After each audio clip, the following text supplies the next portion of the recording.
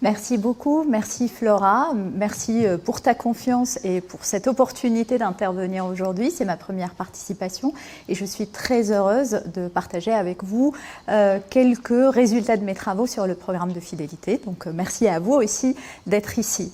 Donc c'est un sujet sur lequel je travaille depuis 2002 et le début de ma thèse. Et un sujet, à chaque fois que je dis que je fais des recherches sur le programme de fidélité, il y a deux réactions qui reviennent souvent. La première, c'est de la recherche sur un programme de fidélité. Tu veux dire, tu fais du conseil pour des entreprises.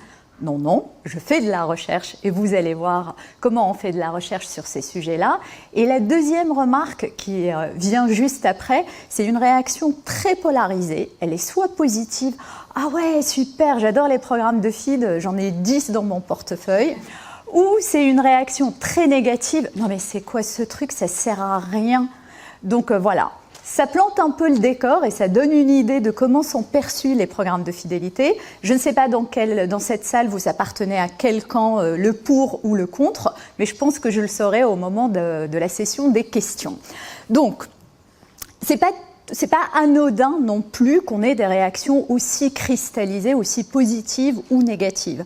Parce que quand on regarde ce qui se passe réellement sur les programmes de fidélité, c'est indéniable. Les chiffres sont extrêmement parlants. Il y a un engouement qui est incessant, qui n'a jamais cessé d'exister pour ce type de levier et d'outils de la relation client. Cet engouement, il est d'abord au niveau des entreprises.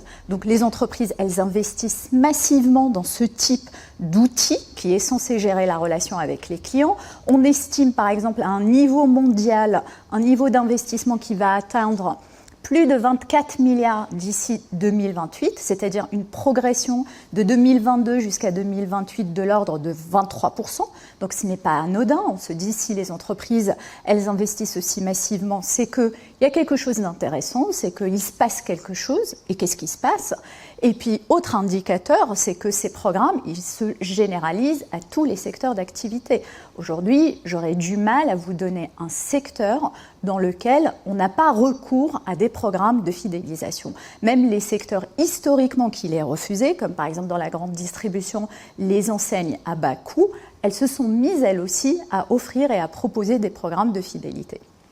Et puis, dernier indicateur de cet engouement au niveau des entreprises, c'est qu'aujourd'hui, plus de 40 ans après le développement de ces outils, on a toujours des entreprises, donc les retardataires, qui lancent des programmes de fidélité, notamment dans le secteur de l'automobile. Le dernier, par exemple, arrivé en date, Hyundai, qui lance un programme de fidélité privilège à destination des usagers et des acheteurs de la marque.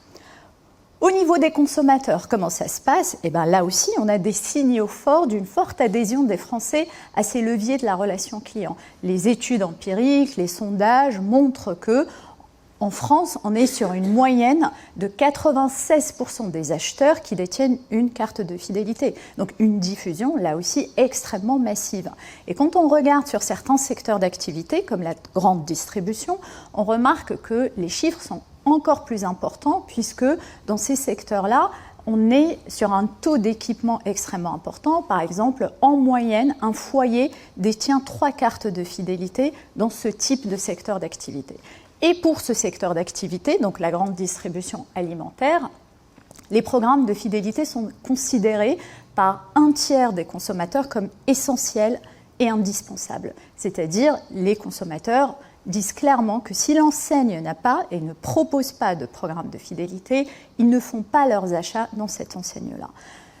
Donc d'un côté, on a cet engouement qui est réel, et de l'autre, on a un doute permanent sur leur efficacité. Et quand je dis permanent, il a existé depuis le début et il continue à exister. Quand j'ai commencé ma thèse, on parlait des travaux d'un auteur qui les qualifiait de simulacre. Donc, il n'y a pas de consensus là-dessus. On se demande toujours s'ils marchent, s'ils sont efficaces. Alors, les entreprises, elles se posent des questions tout d'abord parce que ces leviers sont compliqués à mettre en place et sont coûteux.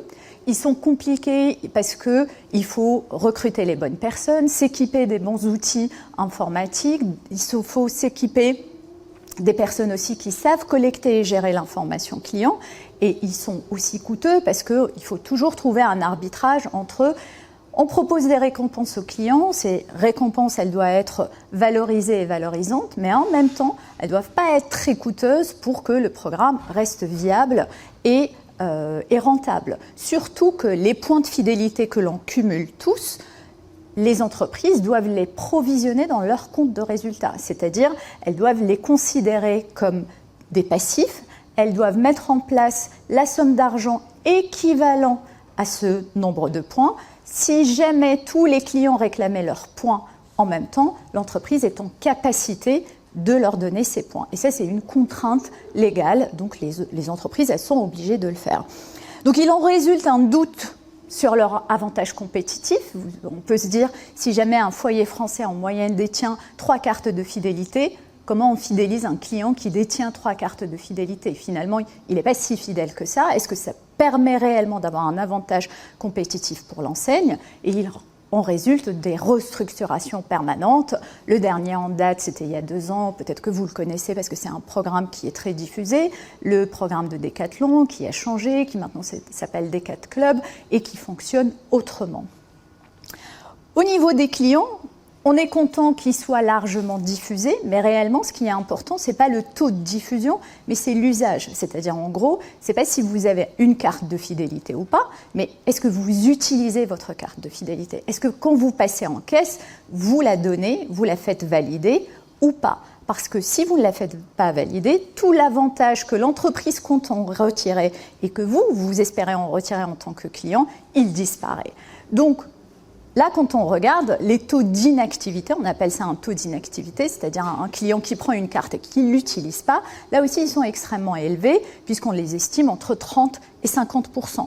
Ce qui veut dire probablement que les clients prennent les cartes parce qu'ils espèrent avoir quelque chose et au final, ils en sont déçus. Et là aussi, les études, qu'elles soient managériales ou académiques, le documentent et le montrent. Il y a beaucoup de frustration, les gens ils vous disent « bah ouais, mais elle sert à rien, il me faut 3 ans pour cumuler des points, ensuite on va me donner 5 € alors que j'en ai dépensé 36 000 ». Bon, bref, voilà, je caricature un peu, mais c'est ce qu'on voit et surtout, les gens, ils ont l'impression que c'est un peu un effet similaire. Tout le monde propose la même chose et donc ça ne devient plus un élément différenciant.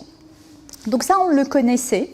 Maintenant, ce qui apparaît, et c'est intéressant parce que c'est la thématique cette année de l'université ouverte, c'est toute la remise en question sur leur impact environnemental et sociétal. Et ça aussi, c'est important de se poser ces questions-là, et surtout dans une période où toutes les entreprises sont appelées à imaginer des pratiques plus vertueuses et où nous aussi, consommateurs, on est appelés à être un peu plus sobres et plus responsables dans notre comportement de consommation. Donc là, vous allez voir, tout à l'heure, je vais revenir sur leur principe, expliquer quels sont les leviers qu'il y a derrière, et c'est indéniable, un programme de fidélité existe pour pousser à l'achat. Et parfois, on pousse à l'achat d'une manière qui peut aussi pousser à la surconsommation, puisqu'on va acheter le énième produit juste parce qu'il nous manque X points pour obtenir le nombre de points nécessaires pour avoir derrière la récompense qu'il nous faut. Donc, il y a tout un questionnement sur leur effet négatif sur l'environnement. Là aussi, je l'expliquerai tout à l'heure, ces programmes ne peuvent pas fonctionner, ne peuvent pas être efficaces sans collecter l'information sur le client et son comportement d'achat, sauf que cette collecte d'informations, elle est aussi coûteuse d'un point de vue environnemental, puisque toutes ces informations sont stockées dans ce qu'on appelle des centres de données, des data centers, qui aussi consomment de l'énergie. Et puis, un dernier élément de critique qui est de dire, finalement, OK, on récompense, mais on récompense un comportement individuel. Donc, on est encore ancré dans une démarche et dans une perspective très individuelle de la consommation, alors qu'aujourd'hui, on est dans l'économie du partage et on devrait imaginer des pratiques qui s'appuient davantage sur un comportement collectif et un comportement qui a des impacts sociaux positifs. Donc voilà un peu le cadre, ce qui explique un peu pourquoi cette relation d'amour, de désamour vis-à-vis des programmes de fidélité, pourquoi ils cristallisent aussi d'opinions à la fois positives et négatives.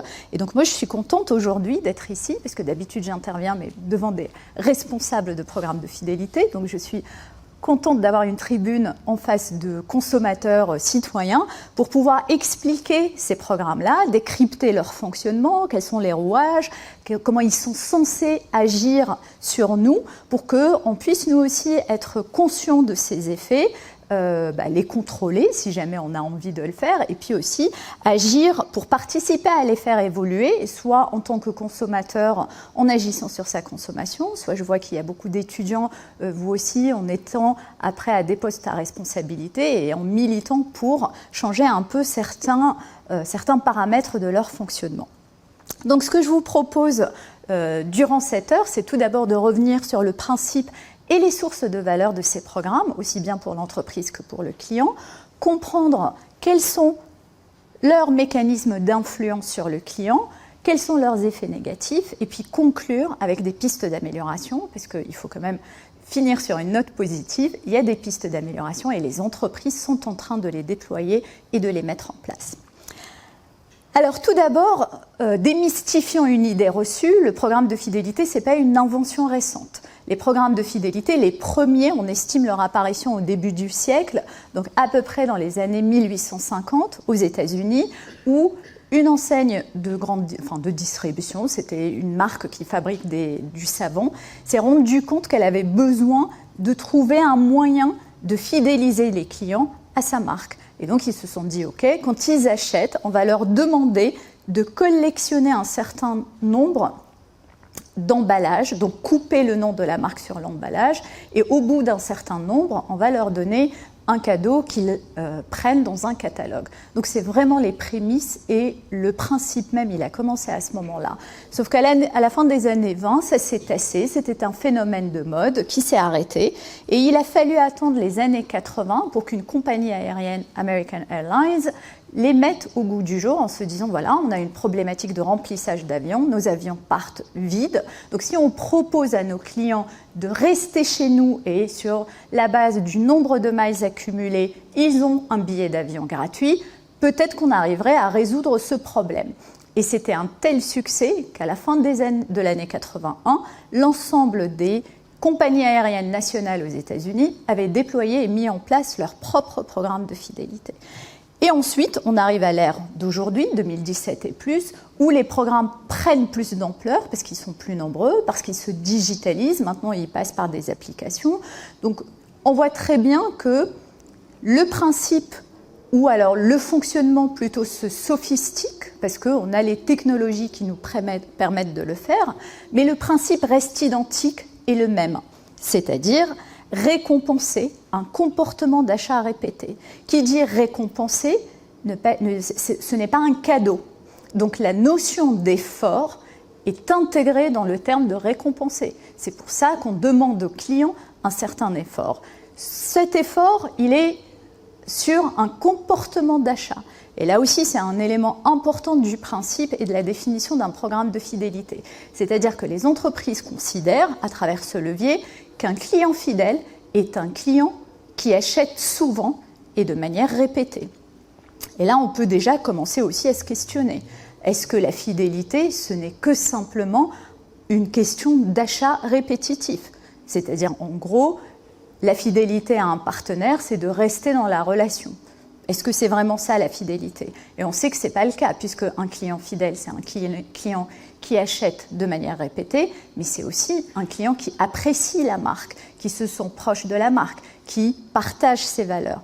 Et là, on voit très bien que cette dimension n'est pas prise en compte et on ne la valorise pas. On ne vous dit pas « gagnez des points parce que vous aimez bien notre marque ». On vous dit « gagnez des points parce que vous achetez plus ». Et puis, dernier élément important dans cette définition, c'est que ces récompenses, elles sont obtenues de manière différée. Donc, c'est rare où vous avez un programme de fidélité. Je mets de côté les programmes de la grande distribution alimentaire parce qu'ils sont assez spécifiques, mais c'est rare d'avoir un programme de fidélité où dès que vous achetez, vous avez une récompense. Donc, il faut accumuler des preuves d'achat pour pouvoir avoir la récompense. Ce qui veut dire que là, on a un des mécanismes et un des leviers importants sur lesquels agit le programme de fidélité, qui est cette rétention et un peu, entre guillemets, on dit verrouiller le client, c'est-à-dire en quelque sorte l'enfermer dans la relation. Et donc, on voit déjà que le principe même peut... Oui, là, il ne marche plus. Le principe même peut être un peu questionné.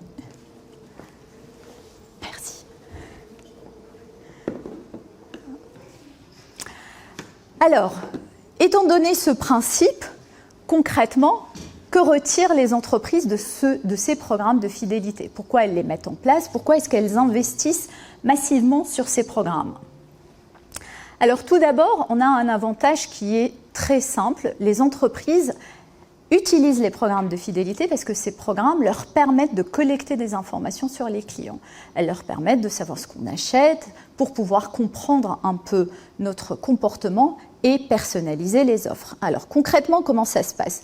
Vous avez une carte de fidélité, vous arrivez en caisse et au moment de passer en caisse, on vous demande votre carte de fidélité. C'est pour ça que l'usage est extrêmement important.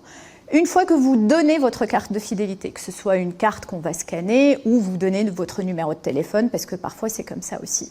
Ce qui se passe, c'est que des informations sont collectées instantanément et ces informations, elles sont stockées dans des serveurs. Ces informations, elles vont collecter le numéro de votre carte d'identité, non. Je rassure tout le monde. Le numéro de votre carte de fidélité, elles vont collecter le nombre de produits que vous achetez, la catégorie de produits, le nom du produit, si le produit que vous avez acheté est en promotion ou pas, dans quel magasin vous l'avez acheté. Donc toutes ces informations vont remonter et être stockées. Qu'est-ce qu'on va faire de ces informations? Eh bien, ces informations, on va les analyser. Donc, il y a des outils statistiques qu'on appelle des outils de data mining. Ces informations vont être analysées pour permettre de classer le client que vous êtes dans un segment de clientèle. Donc, soit on va vous classer, par exemple, dans le segment des clients fidèles, parce que vous venez souvent, votre dernier achat est récent et parce que vous avez un montant d'achat qui est élevé, soit on va vous classer dans le segment des clients occasionnels. On peut aller même plus loin, parce qu'on peut faire des typologies et dire, OK, ce client-là, c'est un client qui n'achète que des marques nationales, il les achète uniquement dans ce magasin et il vient 2 fois par an. Alors que ce client-là, c'est un client qui n'achète qu'en promotion, il est plutôt sensible à des marques de distributeurs et à chaque fois, il vient à chaque fois, par exemple, le samedi. Donc toutes ces informations, on peut les collecter grâce à la carte de fidélité et on peut mieux vous connaître. Une fois qu'on vous a connu, quel est l'objectif? Alors l'objectif, ce n'est pas de vous ficher. L'objectif, c'est d'améliorer la relation avec le client dans le sens où, si vous n'achetez jamais de produits à base de noix de coco, que vous détestez la noix de coco, eh ben, ça ne sert à rien de vous envoyer un coupon de réduction dans lequel on va promouvoir le dernier biscuit saveur noix de coco. Donc, on va l'éviter parce que l'entreprise, elle subit un coût en vous envoyant ce coupon de réduction. Donc on va se dire, OK, je connais votre profil, si vous n'achetez que des marques nationales, ce n'est pas la peine de vous obliger à consommer ma marque de distributeur. Et donc toutes ces techniques, on les appelle des techniques de ciblage et de personnalisation, qui vont permettre d'imaginer le bon discours et la bonne offre promotionnelle à laquelle vous serez les plus réceptifs. Une fois qu'on l'a fait, vous recevez votre coupon de réduction soit par mail, soit par courrier, peu importe, et vous décidez après, est-ce que vous l'utilisez ou vous ne l'utilisez pas. Si vous ne l'utilisez pas, il y a un moment donné où on va dire qu'il ne l'a pas utilisé. Si vous l'utilisez, c'est que vous passez en magasin, et en passant en magasin, vous allez confirmer ce coupon de réduction. Donc on va comprendre que vous avez été sensible à cette offre promotionnelle, et ça va venir enrichir et compléter les données. Donc oui, toutes les données sont collectées, mais encore une fois, l'objectif, c'est d'en faire bon usage et un usage qui devrait vous servir puisque ce sont des données qui vont permettre de mieux vous servir et de vous offrir la bonne offre. C'est pas grave, je vais faire sans. Faire sans en attendant. En attendant que ça se règle, je vais continuer sans. Alors, à part ces objectifs poursuivis, merci, qui sont de l'ordre de la collecte de données, il y a aussi des objectifs comportementaux. Donc l'objectif de l'entreprise, c'est comme je l'ai dit avec le principe, c'est de vous pousser à acheter plus. Donc c'est de jouer sur ce qu'on appelle la fidélité comportementale du client. Le client, augmenter sa fréquence d'achat et son panier. Vous veniez une fois par semaine, on espère qu'avec un programme, on va animer, on va créer des offres, on va créer, on va chercher à vous pousser à venir plus souvent et à faire en sorte que la valeur de votre achat augmente. Donc ça aussi, c'est un objectif qui vient s'ajouter à un objectif plutôt d'attitude. Et cet objectif d'attitude, c'est de se dire, le programme, par exemple, si vous êtes un client qui appartient à un programme avec statut et que vous êtes en haut de la pyramide, eh bien, on va pouvoir vous traiter mieux que les autres. On va pouvoir vous dire, OK, il y a une caisse coupe-fil, vous n'allez pas attendre. Et on espère que tous ces leviers permettent de créer un sentiment de reconnaissance, un sentiment d'aide spéciale, et cela va rajouter, un peu développer l'attachement du client à la marque. Et là, on espère développer une rétention qui s'appuie sur une préférence et une attitude favorable vis-à-vis de la marque. Et enfin, la dernière chose que les entreprises espèrent, c'est un impact en termes d'image. Aujourd'hui, ça ne vous a pas échappé, on est dans une situation économique et sociale qui est un peu compliquée, avec une attente en termes de pouvoir d'achat qui est forte. Donc, animer un programme de fidélité en proposant des récompenses, ça permet de se positionner sur ce levier et ça permet aussi de contribuer à créer cette fierté client. Les clients maintenant, qu'est-ce qu'ils attendent d'un programme de fidélité et pourquoi ils y adhèrent aussi massivement? Eh bien, généralement, pour expliquer cette adhésion, on utilise ce qu'on appelle le principe de la valeur. Donc la valeur, c'est un arbitrage entre un bénéfice-coût. Donc vous allez vous dire, OK, qu'est-ce que j'en retire et qu'est-ce que ça me coûte? Et on a montré que dans la perception des gens, le programme, ça ne coûte rien. Parce que tout simplement, le coût, il va arriver après. Sauf que tout ce qui est différé dans le temps, tout ce qui arrive plus tard, le client, c'est un biais cognitif qu'on a tous en tant qu'être humain. On va sous-estimer ses coûts et on va valoriser une espérance de gain. Donc c'est typiquement un dispositif dans lequel on va être axé sur des bénéfices et très peu sensible aux coûts. Et ces bénéfices, on peut les retirer soit au moment où on est exposé au programme. Donc je vois le programme, je me dis « Ah ok, à partir de 100 points, je peux avoir des réductions, je peux avoir des invitations au cinéma, je peux être sur un statut un peu élevé. Donc il y a quelque chose à gagner. » Et ces bénéfices, on peut aussi les retirer en participant activement au programme.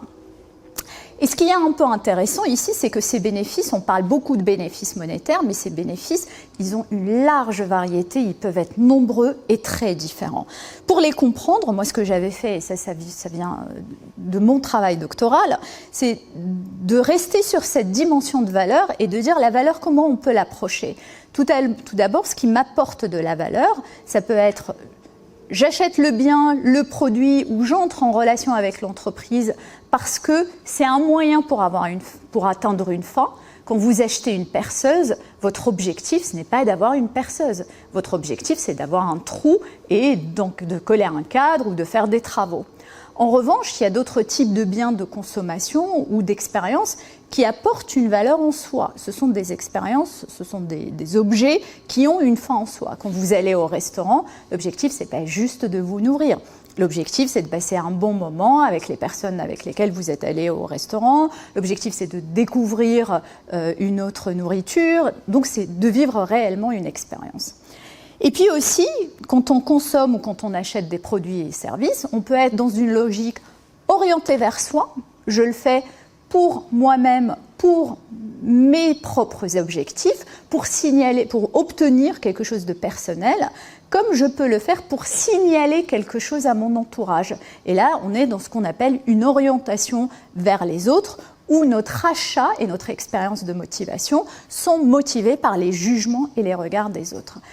Et on arrive à placer 4 différents types de valeurs offerts par les programmes de fidélité sur cette matrice. Tout d'abord, je peux très bien chercher qu'un programme m'apporte une valeur utilitaire. Typiquement, ce sont les coupons de réduction, c'est le fait de payer un peu moins cher, c'est une motivation à laquelle quand même 70% des Français, selon les sondages, sont attachés, ce qui est quand même extrêmement important. On a aussi des bénéfices utilitaires de l'ordre de la commodité. Je vous ai parlé des caisses coupe-fil, et bien ça peut être cet avantage. Je gagne du temps parce que je ne fais pas la queue comme tout le monde grâce à ma carte de fidélité. Donc ça aussi, c'est un type d'avantage et de valeur utilitaire. Une valeur orientée vers soi, vers les autres et extrinsèque, c'est tout ce sont les valeurs symboliques, c'est la reconnaissance. parce que j'ai un statut spécial, je suis traité mieux que les autres, parce que j'ai une carte de fidélité dans le secteur de l'aérien, j'ai un salon privilège et je peux attendre dans ce salon, j'ai de la restauration, donc voilà, il y a tout un traitement préférentiel qui peut être valorisé par certains clients. Ensuite, on peut avoir une valeur qui est intrinsèque, mais qui est orientée vers soi. Donc, ce sont toutes les dimensions d'exploration, de plaisir, d'amusement. Donc, l'exploration, c'est parce que, en tant que membre du programme, on va communiquer avec moi, je vais connaître un peu plus de choses sur l'offre de l'entreprise, je vais avoir accès à l'univers de la consommation, puisque si j'ai une carte de fidélité dans le domaine de la grande distribution, en termes d'habillement, je vais avoir des informations sur la mode, sur les tendances. Et puis on a ce côté un peu de jeu et de plaisir, parce qu'avec un programme de fidélité, je peux avoir des récompenses inattendues, je peux être surpris. Et puis pour certains, c'est vraiment un jeu de cumuler ces points. J'ai déjà fait des entretiens avec des clients qui me disaient « Oui, mais moi je suis content, là j'en ai 120, je sais qu'il m'en manque 30, je sais que bientôt je vais avoir quelque chose. » Donc c'est quelque chose à laquelle certains clients sont attachés. Et pour finir, on a une dimension qui est plutôt de l'ordre de la valeur sociale, où là on est plutôt sur des dimensions d'éthique et de partage. Ce sont des choses qui sont récentes, qui commencent à se développer dans les programmes de fidélité. Donc on va vous dire, ok, vous gagnez, mais le gain il n'est pas pour vous, c'est une réduction que vous pouvez donner à un ami parce que voilà, il en a besoin, elle sera plus utile. Ou ce sont des dons que vous pouvez faire à des associations caritatives. Donc vous avez cumulé des points, au lieu de les avoir contre un coupon de réduction, vous pouvez en faire don à des associations caritatives. Donc ce qui est intéressant à voir ici, c'est que finalement, on insiste beaucoup et on communique beaucoup sur les valeurs d'ordre utilitaire et en particulier monétaire, mais le programme de fidélité permet aussi de créer, de véhiculer d'autres sources de valeur. Et finalement, chaque client se retrouve un peu, c'est à chaque client de dire quelles sont les dimensions de la valeur qui sont les plus importantes pour lui et qui motivent son intérêt ou son désintérêt pour le programme. Maintenant qu'on a parlé de toutes ces valeurs, on peut se dire, ok, puisqu'il y en a plusieurs, pourquoi on insiste tant sur l'économie ? Et est-ce qu'on peut sortir le programme si on veut se dire que voilà, il y a des enjeux sociaux, environnementaux, est-ce qu'on peut créer un programme de fidélité sans proposer d'économie monétaire ? Si on écoute les sondages, la réponse serait non, parce que les Français y sont très attachés. Maintenant, nous, ce qu'on a fait avec deux autres collègues, c'est qu'on a essayé de chercher et de comprendre.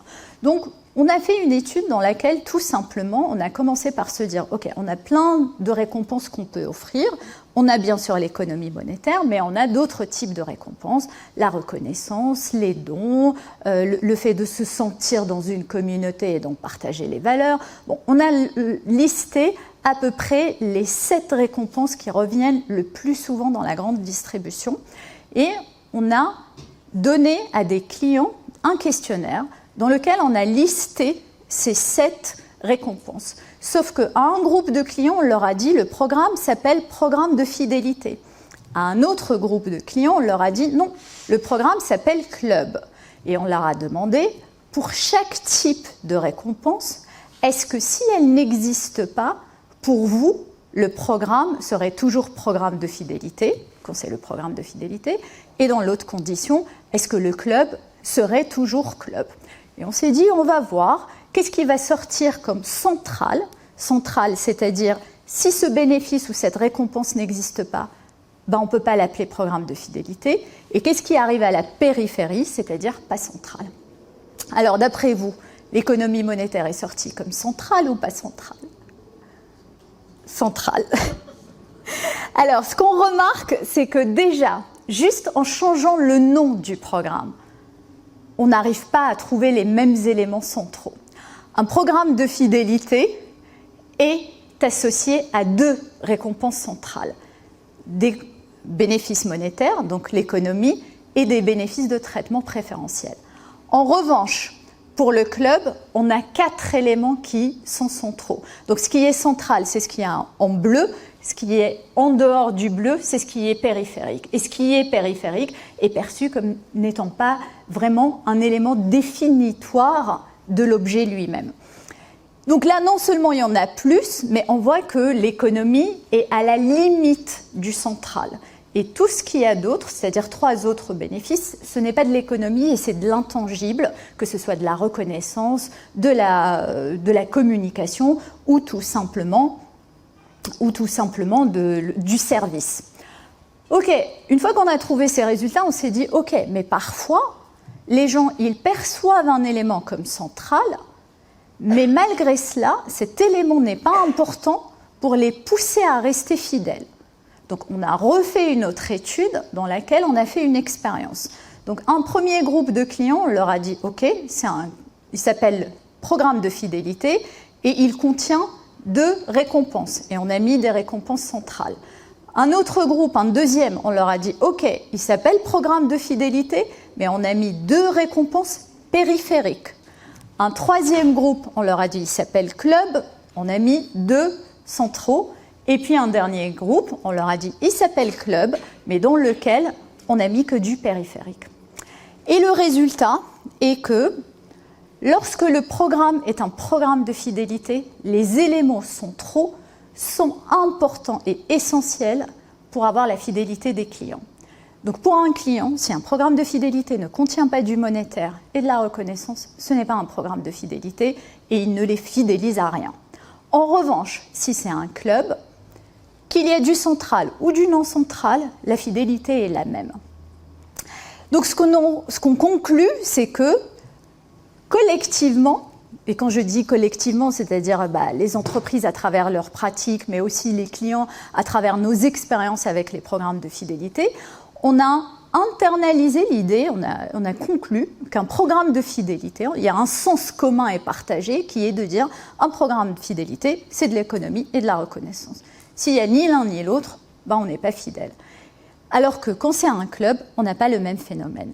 Donc ne serait-ce que par des éléments comme ça, tout faciles, tout simples, qui sont peu coûteux pour l'entreprise, ça veut dire qu'en changeant le nom du programme, on part sur des attentes qui sont différentes et on peut sortir de ces mécaniques monétaires. Donc ça, c'est la première chose. La deuxième chose, on s'est dit, peut-être ce qui est intéressant pour les entreprises, finalement, ce n'est pas uniquement de sortir du monétaire, mais de pousser, de donner une alternative qui est, ok, c'est du monétaire, mais je ne l'utilise pas pour moi, je l'utilise pour des associations. Et là aussi, rebelote, on a mené nos petites expériences. Donc, qu'est-ce qu'on a fait? Là, vous ne devez pas les voir très clairement, mais on a donné 3 visuels à 3 groupes de consommateurs différents. Le premier groupe, on leur a donné le visuel en leur disant, voilà, cette marque-là, elle met en place un programme de fidélité. On leur a donné un principe de fonctionnement assez simple et assez facile. Vous collectez un point, vous dépensez un point, vous collectez un point, et voilà ce qui se passe. Et donc, ils ont un coupon de réduction pour eux. Dans le deuxième, les gens ont le choix, soit un coupon de réduction pour eux, soit ils peuvent faire don à une association, mais cette association est imposée par l'entreprise. Et le dernier cas de figure, ils peuvent choisir soit un coupon de réduction pour eux, soit faire don de leurs points à une association caritative de leur choix. Donc on leur a donné une liste et on a regardé ce qui se passe.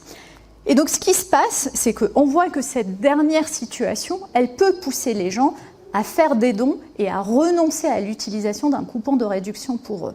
Mais il y a des conditions. Première condition, il faut que le client puisse choisir lui-même l'association bénéficiaire. Deuxième condition, il faut que l'entreprise donne la possibilité au client de répartir son don entre plusieurs associations. Donc non seulement je choisis l'association, mais je peux choisir plusieurs associations qui bénéficient. Et le dernier levier qu'on a trouvé, c'est que ces mécaniques, elles fonctionnent beaucoup plus et mieux chez les gros acheteurs. C'est-à-dire, plus on achète, plus on a collecté de points, plus on a tendance à faire don de ces points. Alors, on ne sait pas encore si c'est juste un effet de, voilà, ce sont ceux qui ont le plus donnent le plus. ou si c'est un effet de culpabilité, on se sent tellement coupable d'avoir dépensé autant que c'est une manière de se déculpabiliser de son nombre d'achats important. Donc on est encore en train de poursuivre l'exploration. Mais malgré tout, on voit très bien que très peu de clients le font. On a fait 3 expériences différentes, et à chaque fois, dans le meilleur des cas, c'est uniquement 1/3 des clients qui choisit de faire don de ses points à une association plutôt que de les utiliser pour soi. Donc il y a encore du chemin pour accompagner le client vers un usage un peu plus collectif des programmes de fidélité, mais encore une fois, il existe des moyens pour encourager les clients à changer de comportement et adopter encore une fois des comportements plus responsables et plus vertueux. Donc, la question qu'on se pose tous, ces programmes, si on est conscient de comment ils fonctionnent, comment ils influencent nos comportements? Pourquoi est-ce qu'ils nous poussent à acheter plus ou à avoir l'impression de gagner de l'argent? Alors, pour le comprendre, il faut comprendre le fonctionnement d'un programme. Alors, j'ai mis un schéma ici, je ne vais pas rentrer dans tous les détails parce qu'il faut respecter le temps et que j'ai encore plein de choses à partager avec vous, mais de manière un peu simple, ce qu'il faut comprendre, c'est qu'un programme de fidélité, c'est un système de « je collecte pour pouvoir dépenser ». Je collecte, c'est la structure. Donc l'entreprise, elle va mettre en place des règles de fonctionnement du programme qui vont être autour de sa structure. Ces règles, elles vont être sur, par exemple, le comportement récompensé. Est-ce que je récompense un comportement de visite à chaque fois que vous venez en magasin, ou est-ce que je récompense un comportement d'achat ?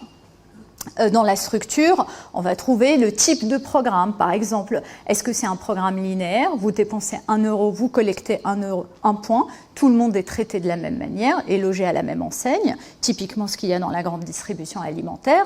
Ou est-ce que ça va être ce qu'on appelle un programme hiérarchique ou programme statutaire, c'est-à-dire vous dépensez, et plus vous cumulez, et vous passez dans des statuts bronze, or, diamant et que sais-je. Maintenant, en termes de récompense, c'est ce que j'avais dit tout à l'heure, c'est la nature de la récompense elle-même et la variété des valeurs proposées, mais c'est aussi le délai de la récompense, immédiat ou différé, et enfin la valeur de la récompense. Et tous ces éléments vont jouer ensemble pour influencer notre comportement. Et cette influence peut se structurer autour de 3 mécanismes. Tout d'abord, un mécanisme d'inertie. En gros, c'est un peu comme du conditionnement, puisque plus j'achète, plus je collecte de points. Ces points, pour moi, ils ont de la valeur. J'y tiens. J'ai collecté déjà, je ne sais pas, 100 points chez l'enseigne. Je sais qu'il me reste un achat pour avoir une récompense. Donc cet achat, je vais le faire dans cette enseigne et je n'irai pas le faire dans une autre enseigne parce que sinon, je vais perdre cette récompense et ce bénéfice-là. Donc on est sur ce qu'on appelle des mécanismes d'inertie. Ça ne veut pas dire que vous êtes fou heureux de votre relation avec l'entreprise, ça ne veut pas dire que c'est votre enseigne préférée, ça veut dire juste que vous êtes un peu enfermé dans la relation, vous ne voulez pas perdre les avantages que vous avez, donc vous continuez à acheter par habitude et par inertie. Donc ça, c'est un premier mécanisme d'influence. Deuxième mécanisme d'influence, il va jouer sur un autre type de phénomène qui est plutôt sur ce qu'on appelle des mécanismes sociaux. Et là, on va être sur tout ce qui est valorisation de soi, parce que les théories en psychologie l'expliquent très bien. On est des êtres humains qui se comparent très souvent aux autres, donc il y a des comparaisons sociales qui se mettent en place, et on est aussi des êtres vivants qui avons besoin de liens sociaux et d'appartenir à une communauté. Et le programme, à travers encore une fois le type de structure ou aussi la variété des bénéfices, va jouer sur ces mécanismes-là, puisqu'on va mettre en valeur un statut, on va mettre en valeur un traitement spécial, on va vous donner accès à des bénéfices auxquels les autres n'ont pas accès, et tout cela va se combiner pour créer ces mécanismes sociaux qui sont encore une fois personnels et individuels. Et enfin, un dernier mécanisme qui va jouer sur des leviers relationnels. Donc là, on est sur tout ce qui est échange et relation avec l'entreprise. Donc, le programme influence notre comportement parce que tout simplement, on le perçoit comme étant équitable. Ce que j'investis pour collecter les points, je le perçois comme étant juste par rapport à la valeur de la récompense que j'obtiens. Et d'ailleurs, on a un indicateur qui nous permet de calculer ce qu'on appelle un taux de générosité du programme, c'est-à-dire en gros, quelle est la somme d'achats nécessaires pour obtenir une récompense. Et on estime qu'un programme généreux, c'est un programme dont le taux de générosité se situe entre 5 et 10%. Donc quand vous rentrez chez vous, vous pouvez calculer déjà pour voir si les programmes auxquels vous adhérez sont des programmes perçus comme généreux ou pas. Donc déjà, quand on voit tous ces mécanismes, quand on voit tous ces éléments de structure, on comprend quelque chose qui est peut-être pas si évident, c'est qu'on parle d'un programme de fidélité. Moi-même, j'utilise le terme chapeau programme de fidélité, mais en réalité, il n'existe pas un programme de fidélité, mais plusieurs types de programmes de fidélité qui n'ont rien à voir les uns avec les autres parce qu'ils ne jouent pas sur les mêmes mécanismes pour influencer le client, parce qu'ils ne se structurent pas de la même manière, parce qu'ils n'ont pas les mêmes objectifs, ni pour l'entreprise, ni pour le client qui est censé participer à ces programmes. Donc, on peut en recenser au moins 3. Donc un programme de fréquence qui, lui, va jouer extrêmement sur le comportement d'achat, qui ne va offrir que du monétaire et on va avoir du mal à sortir du monétaire. Un programme de reconnaissance où l'objectif, c'est d'être le moins généreux possible, mais ce qu'on offre, ce n'est pas de l'argent ou des réductions monétaires. On va jouer plutôt sur des leviers de reconnaissance de traitement préférentiel. Généralement, on les trouve dans les secteurs de services ou dans les secteurs un peu de luxe et de haut de gamme, parce que ça s'y prête bien. Et donc là, on voit très bien qu'on va jouer sur des valeurs qui sont de l'ordre du symbolique et où l'objectif pour l'entreprise, c'est aussi d'améliorer la relation avec le client. Des programmes communautaires, on les trouve par exemple pour les marques de sport, où l'objectif c'est de créer une communauté autour de la marque. Donc ça va être les partages de valeurs, d'avis, d'entraide entre clients. Et puis un dernier type de programme qui se développe aujourd'hui, et j'espère qu'il se développera encore plus, qui sont ces programmes où on essaye de les reformuler pour dire finalement ce que vous allez collecter, ce n'est pas uniquement en fonction de vos achats. On va récompenser vos achats responsables. Donc si vous avez acheté un produit écologique, si vous avez acheté le produit à l'empreinte carbone la plus faible, donc on va récompenser ce type d'achat 2 fois, voire 3 fois plus qu'un achat normal. Et puis, on va jouer sur la même mécanique en termes de récompense. On va vous dire, OK, on vous récompense, mais à travers autre chose que du monétaire. Donc, on va vous récompenser par des billets de cinéma. On va vous donner l'opportunité de faire don de vos points de fidélité. Et donc, l'objectif, c'est de créer un sens autour du programme et d'en faire un levier d'impact social positif. Donc ça, c'est quand tout se passe bien. Mais bien sûr, tout ne se passe pas toujours très bien. Donc ces programmes qui sont censés apporter de la valeur, aussi bien pour l'entreprise que pour le client, peuvent aussi détruire de la valeur et créer des sentiments négatifs chez le client. Et donc c'est pour ça que tout à l'heure, Flora, quand elle disait que je suis dans une approche critique, puisque la plupart de mes travaux récents, je me pose cette question de quels sont les effets négatifs que cela peut créer et comment l'entreprise peut les réduire, parce que déjà, il faut en être conscient. L'entreprise n'en est pas toujours consciente et certains clients non plus. Donc, il faut en être conscient et il faut surtout mettre en place les leviers nécessaires pour réduire ces effets négatifs. Et je me suis intéressée avec mes collègues à 3 sentiments en particulier. Un sentiment de pression perçue, un sentiment d'injustice et un sentiment de perte de contrôle sur ces données. Donc tout d'abord, cette pression perçue, on a commencé à s'y intéresser, c'était autour d'un déjeuner où on était 3 chercheuses en marketing et on se disait c'est quand même dingue, on est 3 à travailler sur ces sujets et on a une qui n'achetait ses billets SNCF que si elle les payait au prix fort, parce que sinon elle n'arrivait pas à collecter de points de fidélité, ce qui est complètement aberrant. Donc voilà, moi qui disais ouais, mais oui, mais moi là, il faut que j'achète un produit parce que sinon je vais perdre mon statut. Et là aussi, ça veut dire que je suis en train de payer pour garder mon statut, ce qui est aussi aberrant. Et encore une fois, c'est un peu déceptif parce qu'on connaît les rouages et on ne devrait pas avoir ce genre de raisonnement. Et c'est là où on a commencé, c'était en 2017, je me souviens très bien, on s'est dit non, mais il faut qu'on explore, ce n'est pas possible.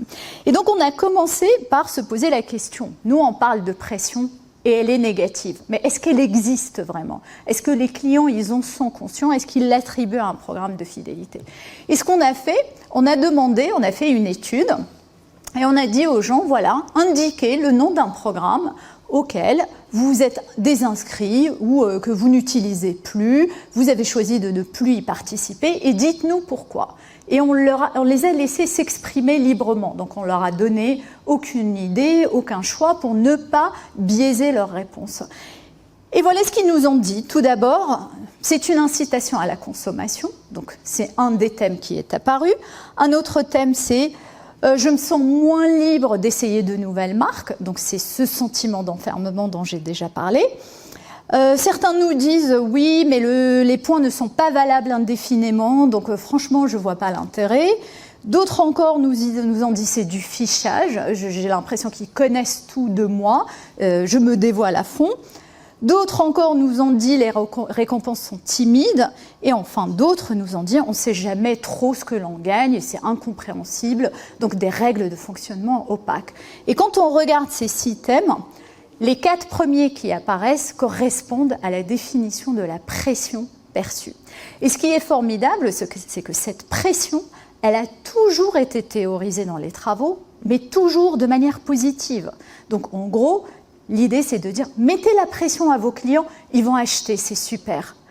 Et nous, on est arrivés en se disant, bah non, cette pression, peut-être qu'elle peut induire aussi des effets négatifs sur la relation avec les clients.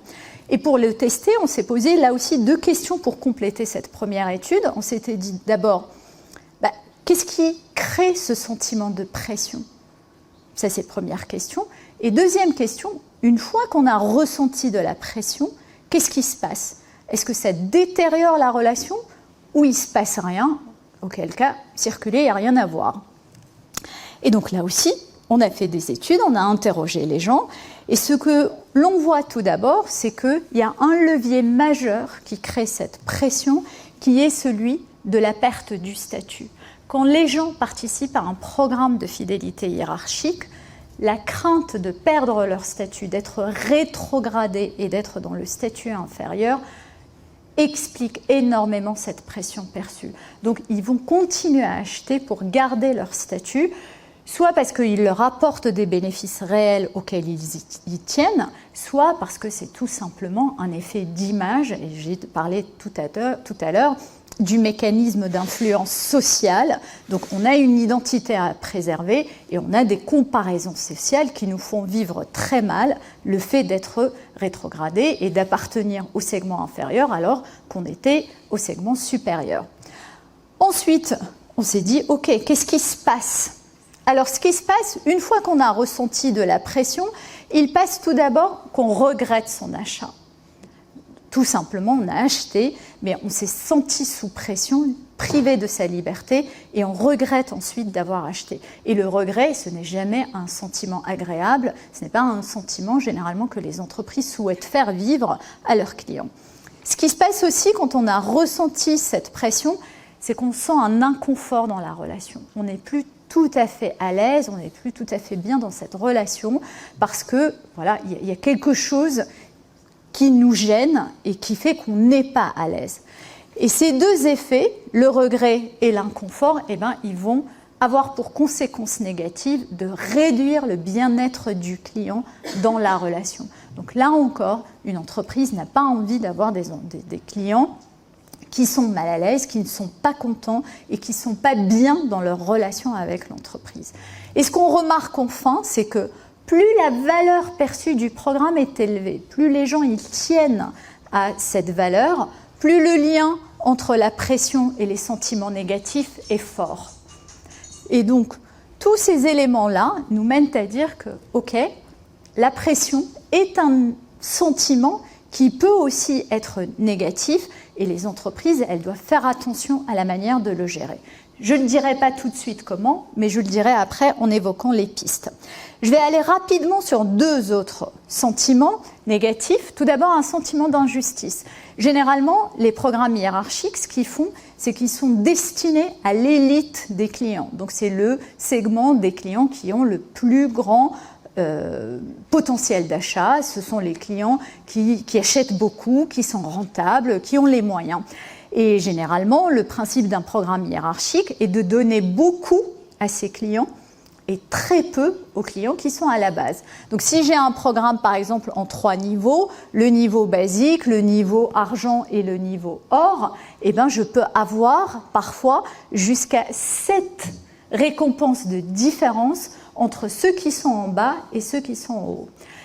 Et là aussi, généralement, on l'explique en disant mais c'est un principe d'équité. J'en ai parlé dans les mécanismes d'influence en vous disant, voilà, c'est équitable, je reçois à la hauteur de ce que j'investis. Et ce qu'on a remarqué en faisant nos petites études et recherches, c'est que ce n'est pas toujours vrai parce que les clients, quand l'écart de récompense est élevé, ils n'arrivent pas à le comprendre. Donc les clients qui sont en bas de l'échelle, qui représentent quand même la quasi-majorité des clients d'une enseigne, vont vivre un sentiment d'injustice, ils vont percevoir le programme comme étant injuste parce qu'il ne leur donne pas accès à des bénéfices comme les autres et ils vont attribuer cet échec à l'entreprise, ce qui va là aussi réduire leur fidélité. Donc là aussi, c'est un effet négatif dont on doit être conscient et qu'on doit aussi chercher à minimiser. Le dernier, c'est le sentiment de perte de contrôle.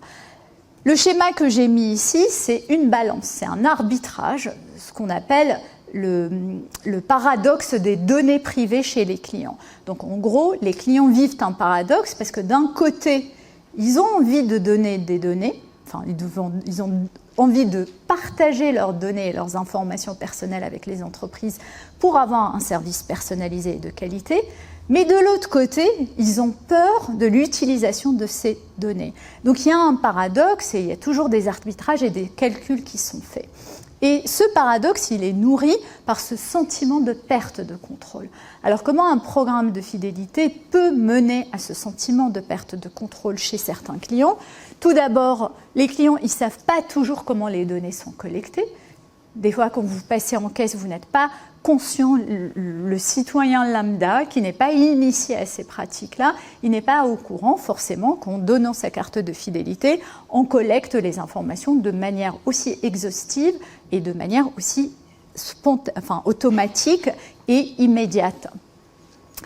Ensuite, pour collecter ces informations, il va y avoir de nombreuses sollicitations. On va vous envoyer des courriers, on va vous envoyer des informations, on va vous envoyer des incitations à l'achat. Et tout cela pris ensemble peut créer une pression commerciale. Cette fois-ci, on a la sensation d'être envahi et harcelé de sollicitations.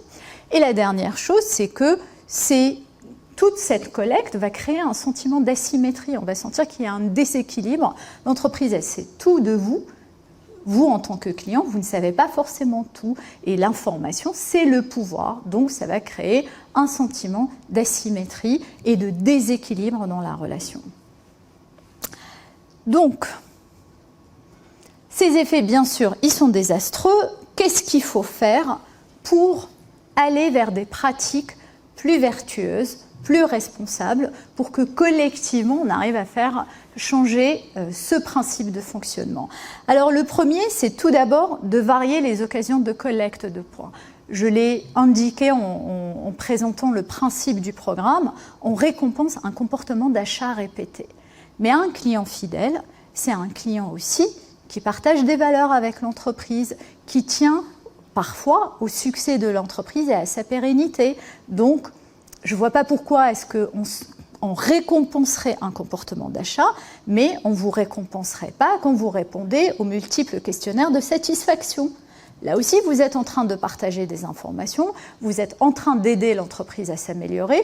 Donc, on peut imaginer qu'une manière de récompenser un client, c'est de récompenser le partage de données, soit parce qu'on accepte de participer à des enquêtes, à des sondages, on accepte de participer à des événements, ce qu'on appelle des opérations de coparticipation, parce que parfois les entreprises elles sollicitent des clients pour avoir de nouvelles idées, elles les sollicitent pour partager des informations dans le cas d'ateliers de travail et de co-création. On peut aussi imaginer que si jamais vous aimez un post fait sur les réseaux sociaux de l'entreprise, que ce soit aussi récompensé, parce que ça aussi, ça traduit une forme d'engagement et ça traduit aussi une forme de fidélité à l'entreprise. Deuxième chose, au-delà de varier les opportunités de collecte des points, on peut aussi, au niveau de l'entreprise, mettre en place des indicateurs d'efficacité des programmes de fidélité qui soient des indicateurs un peu sociaux. Là, aujourd'hui, typiquement, ces programmes, ils sont gérés en fonction d'indicateurs de fréquence d'achat et de rentabilité. Donc, on reste sur des indicateurs extrêmement financiers et on ne prend pas en compte des indicateurs qui sont quand même intéressants pour donner une idée sur la qualité de la relation, sur le confort dans la relation, le bien-être du client dans la relation. Donc, on devrait peut-être être un peu plus à l'écoute du client et de son bien-être dans ces différentes initiatives. Une autre piste, c'est d'encadrer la mise en place de ces programmes pour des pratiques vertueuses. Là, j'ai mis un extrait d'une proposition de loi qui a été proposée à l'Assemblée en 2018. Alors, elle n'a pas été retenue, mais elle était faite pour arriver à encadrer la durée de validité des points, qui est là aussi un enjeu et qui participe à provoquer cette pression perçue chez le client, puisque vous avez des points de fidélité qui, la plupart du temps, ont des dates de péremption. Donc, elles sont valables 1 an, 2 ans, grand maximum. Encore une fois, les entreprises le font pour provisionner ce compte de résultats et si jamais tous les clients demandent. Sauf que ça participe à la création de la pression et on pourrait aller vers un encadrement légal des pratiques de fidélité. Et une dernière piste pour aller vers des pratiques plus responsables, c'est tout simplement de restaurer la confiance en matière de collecte et d'usage des données privées.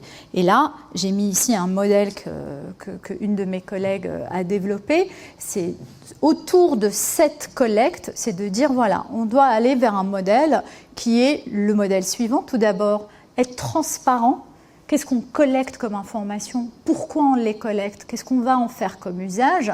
Et puis, au-delà de la transparence, être dans la communication de la valeur. Collecter ces informations, qu'est-ce que ça va apporter au client? Quelle est la valeur et est-ce que cette valeur est perçue comme importante aux yeux du client? Ensuite, on doit le respect au client, c'est-à-dire est-ce qu'on respecte son intimité? Est-ce qu'on s'est imposé à l'intérieur de l'entreprise des garde-fous? Si on l'a sollicité une fois par mois, on s'interdit à le solliciter beaucoup plus parce qu'on va respecter son intimité, on ne va pas participer à la création de cette pression commerciale. Est-ce que ce qu'on lui propose est perçu comme juste et équitable, c'est-à-dire les données qu'on lui demande de donner, est-ce qu'on justifie leur usage et est-ce que cette justification est perçue comme légitime aux yeux du client? Si on me demande mon numéro de téléphone alors que je pourrais tout simplement donner un email, pourquoi on me demande le numéro de téléphone? Qu'est-ce qu'on va faire avec le numéro de téléphone? Et en quoi donner mon numéro de téléphone me permet d'avoir une relation meilleure et un service meilleur que de passer par l'email. Donc tout cela doit être communiqué et clairement expliqué. Et puis enfin, les deux dernier levier, c'est une utilisation raisonnée et raisonnable de ces informations. On va avoir des engagements sur la manière dont on va les utiliser. On va se poser les questions sur l'impact que la création et l'utilisation de ces données va provoquer. Et enfin, donner le choix au client. On ne va pas lui imposer, par exemple, dans un formulaire d'adhésion, s'il ne donne pas son numéro de téléphone, c'est un astérix rouge, donc il ne peut pas finaliser son inscription au formulaire. Déjà, ça ne sert à rien parce que le client il va tricher, il va donner une information qui est fausse, donc ça ne sert absolument à rien. Et surtout, ça va donner le mauvais là pour le début de la relation. Donc il faut lui donner le choix, restaurer le contrôle et le laisser libre d'adhérer ou de ne pas adhérer. Voilà un peu ce que je voulais partager avec vous aujourd'hui sur cette idée de programme de fidélité et je suis à l'écoute de vos questions.